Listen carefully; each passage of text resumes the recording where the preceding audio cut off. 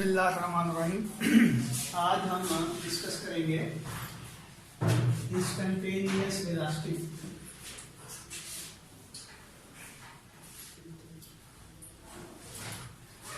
यानी कि जब एक ऑसिलेटर जो है वो वाइब्रेट करता है, सिंपल हार्मोनिक ऑसिलेटर, तो किसी भी लम्हे पे उसकी वेलोसिटी किस तरह फाइंड आउट की जा सकती है।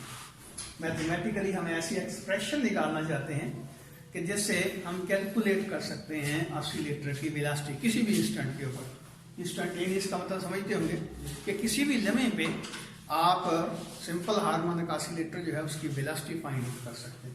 उसके लिए हम क्या करते हैं, हम फिर वही पहले वाला केस जो है उसको कंसीडर करते हैं। ये बिल फर्ज एक ऑब्जेक्ट है जो सर्कुलर मोशन में रोटेट कर रहा है। ये उसका इनके ओरिजिन है सर्कल का, और ये इसका स्टार्टिंग पॉइंट है। अब आपकी किताब के मुताबिक मैं ये कहता हूं कि ये वो है और ये O1 है, और P पॉइंट जो है वो इसमें सर्कल कर रहा है इस तरह। और कल भी जिसका हमने डिस्कस किया था कि इसकी जो एंगुलर वेलोसिटी है ओमेगा है, और ये ओमेगा कांस्टेंट है। अब ऑब्जेक्ट यहां से यहां तक पहुंचता है T टाइम के अंदर। ये P पॉइंट जो है कह लेंगे इस तरह सर्कुलेट कर रहा है, तो ये P पॉइंट O1 से शुरू होता है, P तक पहुंचता है, यानी इस पॉइंट तक पहुंचता है ये P पॉइंट। तो ये जो ड्यूरेशन है यहां से लेकर यहां तक पहुंचने का, उसको जो टाइम रिक्वायर उसने लगाया है वो T के इक्वल। तो इसकी जो नई पोजीशन होगी वो कुछ यूं बनेगी इसके रेडियस की। तो ये एंगल कह लेंगे थीटा के बराबर। अब ये डायमीटर है, जिस डायमीटर के ऊपर हम P का प्रोजेक्शन लेना चाहते हैं। तो ये कह लेंगे A है, ये पॉइंट B है, AB डायमीटर है। उस डायमीटर के ऊपर, यानी कि ये वर्टिकल डायमीटर है, इसके ऊपर इसका जो प्रोजेक्शन बनता है P का, जो साया बनता है, उस साए का हम वेलोसिटी की वैल्यू फाइंड आउट करना चाहते हैं। तो जिस तरह कल हमने इसको नाम दिया था n, तो ये n पॉइंट जो इसका प्रोजेक्शन बनता है इस डायमीटर के ऊपर, उसकी वेलोसिटी हम फाइंड आउट करना चाहते हैं। तो डेफिनेटली यहां से लेकर यहां तक अगर इसका डिस्प्लेसमेंट देखा जाए तो ये x होगा और इसकी डायरेक्शन ये होगी, ये कह देंगे x है। और अगली बात ये देखें कि ये एंगल अगर थीटा है तो ये एंगल भी थीटा है। अब हमने इसकी वेलोसिटी मालूम करनी है, यानी कि ये जो n पॉइंट इस डायमीटर के ऊपर ऑसिलेट कर रहा है, n पॉइंट क्या है, P का प्रोजेक्शन है डायमीटर AB के ऊपर। तो n पॉइंट की जो वेलोसिटी है वो हमने फाइंड आउट करनी है। तो जाहिर है जब हम ये कहते हैं कि ये P पॉइंट सर्कुलर पाथ में रोटेट करता है, तो अगर इसकी लीनियर वेलोसिटी की वैल्यू फाइंड आउट करना चाहें तो वो जाहिर वो टेंजेंशियल होगी। आपको पता है कि जब एक बॉडी सर्कुलर पाथ में मूव करती है तो उसकी जो लीनियर वेलोसिटी होती है वो अलोंग द टेंजेंट होती है, यानी कि इस पॉइंट के ऊपर अगर इसकी डायरेक्शन देखी जाए तो अलोंग द टेंजेंट, यानी कि linear velocity along the tangent होगी। तो अब ये जो v है, यानी ये जो वेलोसिटी है टेंजेंशियल वेलोसिटी, इसको हम कह देते हैं कि ये vp है, यानी कि p पार्टिकल की या p पॉइंट की वेलोसिटी है लीनियर वेलोसिटी। तो लीनियर वेलोसिटी जो है सर्कुलर पाथ में जब कोई भी बॉडी रोटेट करती है तो उसका जो लीनियर मोशन होती है अलोंग द टेंजेंट होती है। तो ये इसको इसलिए आपको याद होगा, हमने 5वें चैप्टर में पढ़ा था कि ये टेंजेंशियल वेलोसिटी भी कहलाती है। लीनियर वेलोसिटी जो होती है उस ऑब्जेक्ट की जो सर्कुलर पाथ में रोटेट कर रहा होता है। तो ये Vp है। अब हमने वेलोसिटी n की मालूम करनी है, और n के ऊपर कंपल्शन है कि वो इस वर्टिकल डायमीटर के ऊपर ही मूव कर सकता है। इसका मतलब ये हुआ कि ये Vp जो है एक्चुअली इसकी तो दो डायरेक्शन बनती हैं एट द सेम टाइम। ये यानी कि इसका एक कंपोनेंट जो है वो x एक्सिस की तरफ बनता है, यानी कि हॉरिजॉन्टल डायरेक्शन में बनता है, और एक y एक्सिस की तरफ या वर्टिकल डायरेक्शन में बनता है। और वर्टिकल कंपोनेंट जो है वो है पैरेलल टू द डायमीटर, और n पॉइंट को इसी लाइन के ऊपर ऑसिलेट करना है, इसी लाइन के ऊपर उसने मूव करना है। इसका मतलब यह है कि Vp का वो कंपोनेंट जो ए पी के पैरेलल है वो हमारी रिक्वायर्ड वेलोसिटी की वैल्यू बताएगा। वीपी का वो कंपोनेंट जो अलोंग द डायमीटर है, वो कंपोनेंट एक्चुअली एन की वेलोसिटी जो है वो हमें बताएगा। तो हम क्या करते हैं, हम ऐसा करते हैं कि वीपी को रिजॉल्व कर लेते हैं दो कंपोनेंट्स में। तो एक कंपोनेंट हम इसका ये ले लेते हैं, ये कह लेंगे v है, और ये v क्या होगा, n की वेलोसिटी होगी, और दूसरा ये कंपोनेंट है। अब डेफिनेटली ये कंपोनेंट हमारे किसी काम का नहीं है। क्यों बोला कि हम n की वेलोसिटी देखना चाहते हैं, और n मूव करता है वर्टिकल डायरेक्शन में। इसका मतलब ये कंपोनेंट जो है इसको हम फाइंड नहीं करेंगे, हम इसकी वैल्यू फाइंड आउट करना चाहते हैं v। अब v यहां किसके बराबर होगा, ये देखिए, ये है रेडियस और ये है टेंजेंट। रेडियस और टेंजेंट जो है, रेडियल और टेंजेंट हमेशा एक दूसरे के परपेंडिकुलर होते हैं।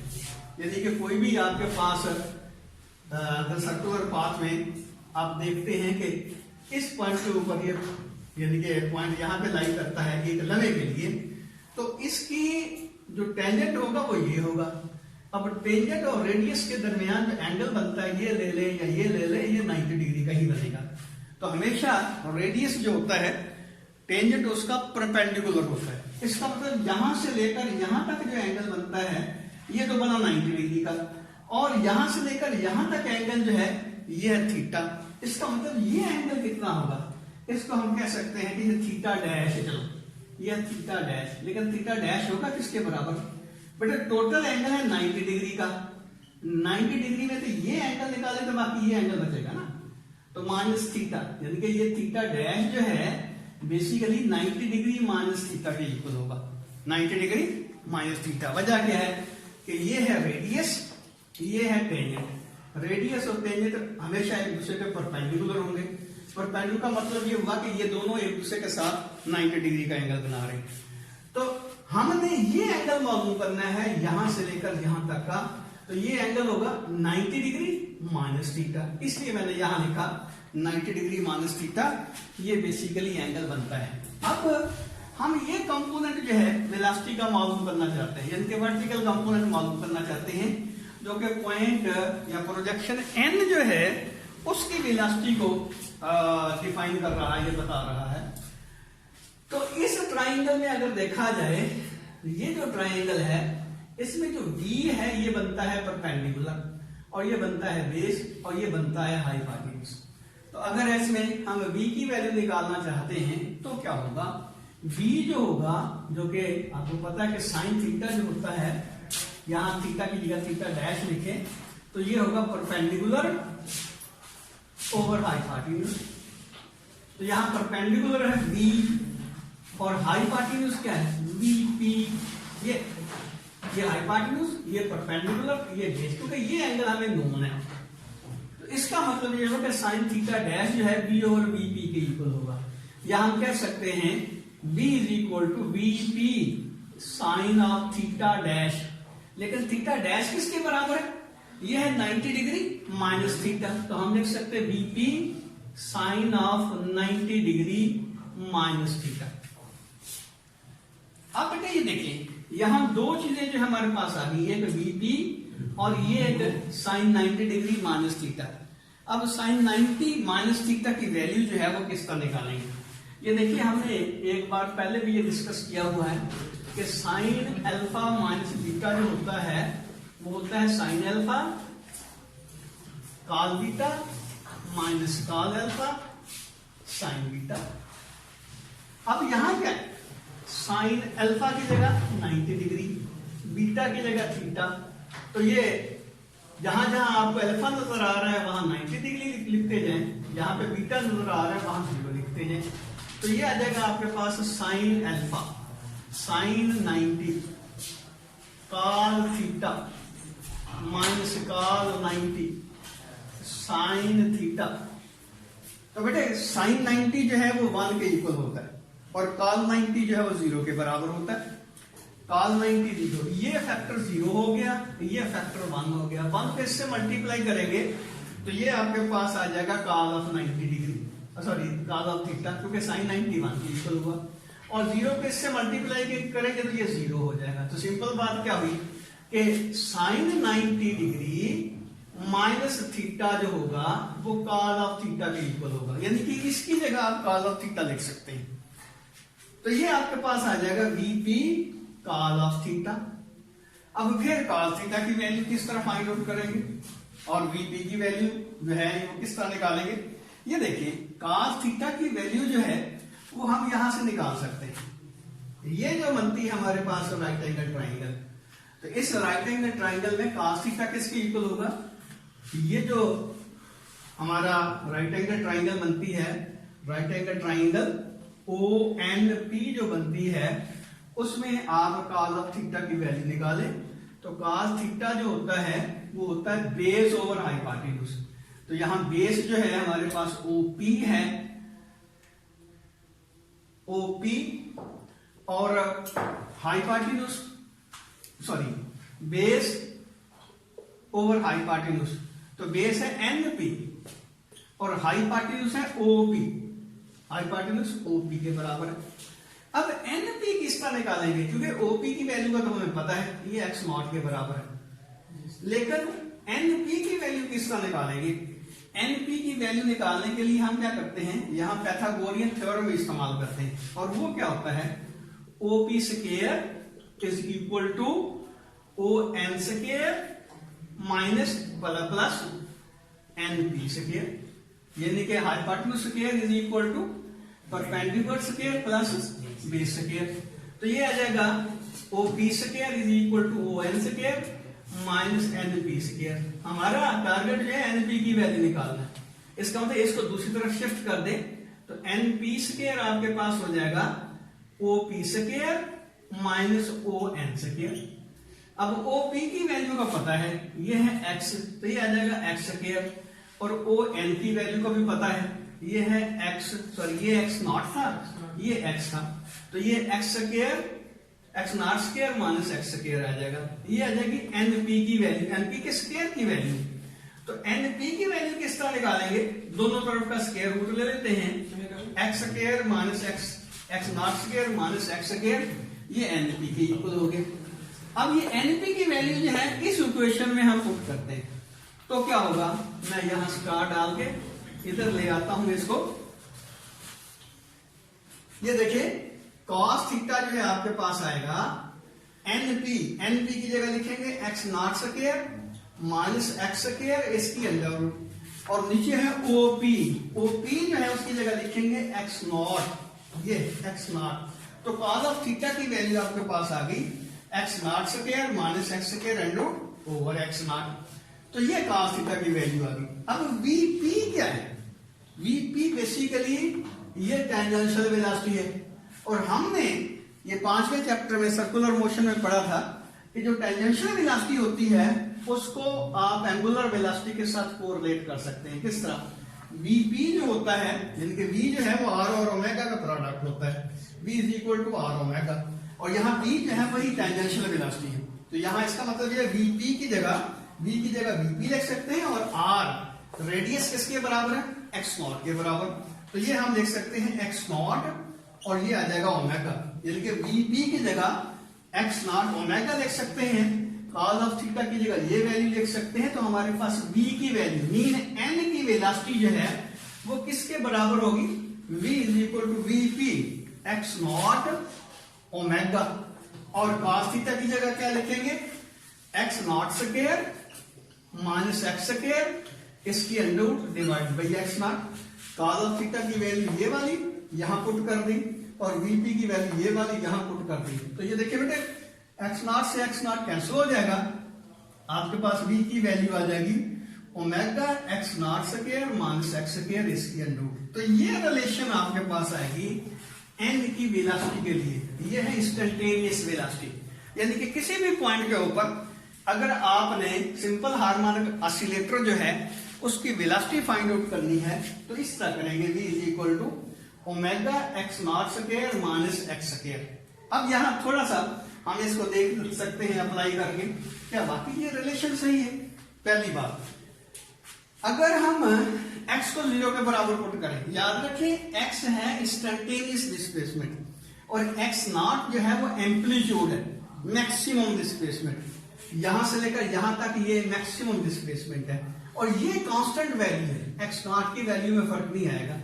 एक्स जो है वो टाइम टू टाइम वेरी करता है, कभी वो 0 हो जाता है, कभी वो मैक्सिमम हो जाता है, कभी इसकी वैल्यू कोई भी इन बिटवीन एक्स 0 और एक्स नॉट के बराबर हो सकती है। तो हम किसी भी पॉइंट के ऊपर क्या कहते हैं कि v की वैल्यू निकालना चाहते हैं, तो विद फर्स्ट में मीन पोजीशन पे v की वैल्यू निकालना चाहता हूं।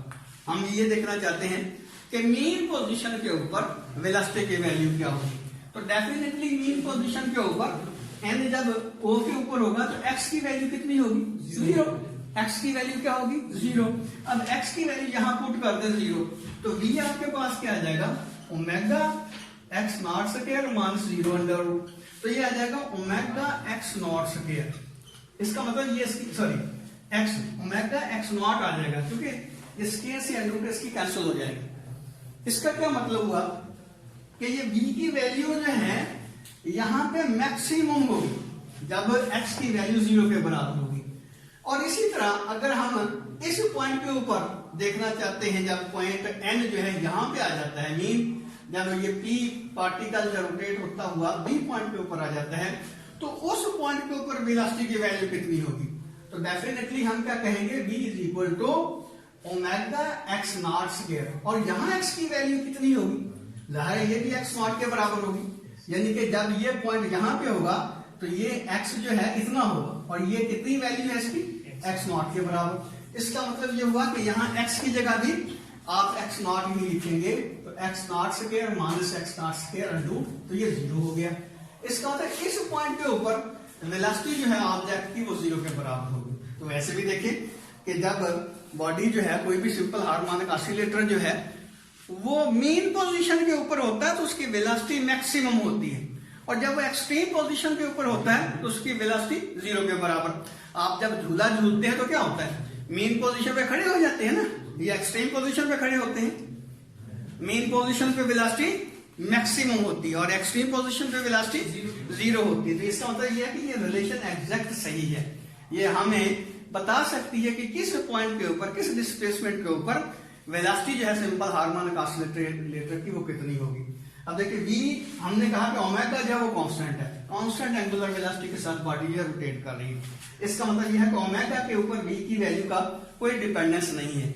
डिपेंडेंस किसके ऊपर है, x के ऊपर, यानी कि ये या यहाँ हमने जो रिलेशन निकाली है x के ऊपर है। इसका मतलब x जहां 0 के बराबर होगा वहां पे वेलोसिटी मैक्सिमम होगी, यानी कि वो पॉइंट जहां पे डिस्प्लेसमेंट इंस्टेंटेनियस डिस्प्लेसमेंट 0 के बराबर होगा वहां पे वेलोसिटी मैक्सिमम होगी। वैसे भी देखेंगे ये सब्ट्रैक्ट हो रहा है फैक्टर, ये इसमें यानी कि x नॉट में से सब्ट्रैक्ट हो रहा है। इसका मतलब ये है कि जब इसकी वैल्यू मिनिमम होगी इसकी वैल्यू मैक्सिमम होगी, जब इसकी वैल्यू मैक्सिमम होगी इसकी वैल्यू मिनिमम होगी, और इसकी मिनिमम वैल्यू 0 हो सकती है, मैक्सिमम वैल्यू x नॉट के बराबर हो सकती है। तो जब इसका मतलब x जो है 0 के बराबर होगा वेलोसिटी मैक्सिमम होगी, जब x जो है x नॉट के बराबर होगा तो वेलोसिटी 0 हो जाएगी। और फिजिकली भी ऐसे ही होता है कि अगर एक ऑब्जेक्ट जो है वो वाइब्रेट कर रहा है, जिस तरह कल हमने एग्जांपल दी थी कि यहाँ एक स्प्रिंग है, इसके साथ हमने ये एक ऑब्जेक्ट जो लटका दिया, ये पॉइंटर है, जब इसको अपलिफ्ट करवा के छोड़ते हैं तो क्या होता है, इस तरह ऑसिलेट करता है। अब इस पॉइंट के ऊपर इसकी वेलोसिटी मैक्सिमम होगी, यहाँ भी इसकी वेलोसिटी 0 होगी, यहाँ भी इसकी वेलोसिटी 0 होगी।